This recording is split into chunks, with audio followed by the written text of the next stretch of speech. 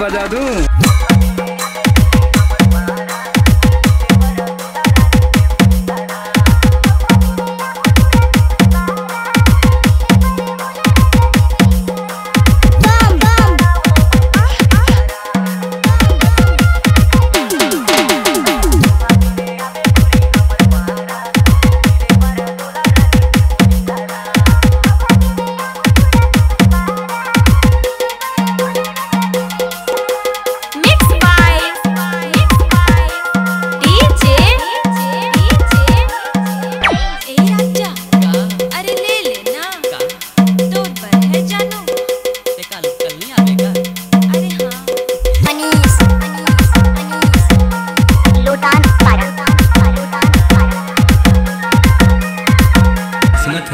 मोरनी गद्दी बनाते तो भेटा बोल की जरूरत भी नहीं है।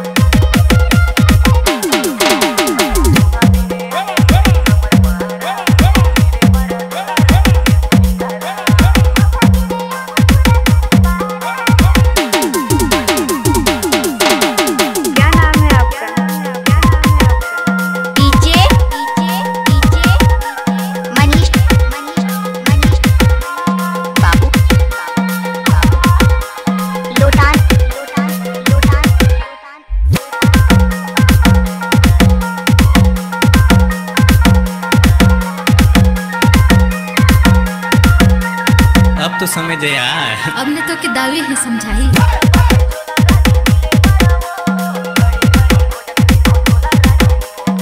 इस गाने को मनीष ने रिमिक्स किया है।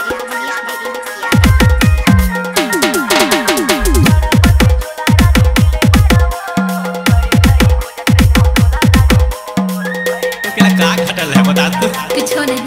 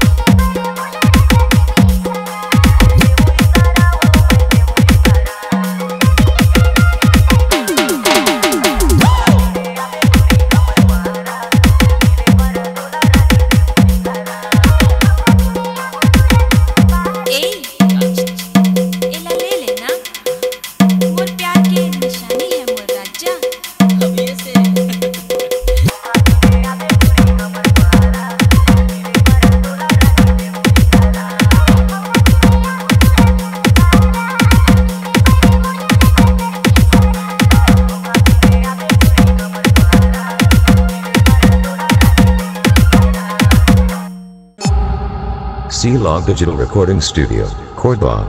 Contact number 99071192115.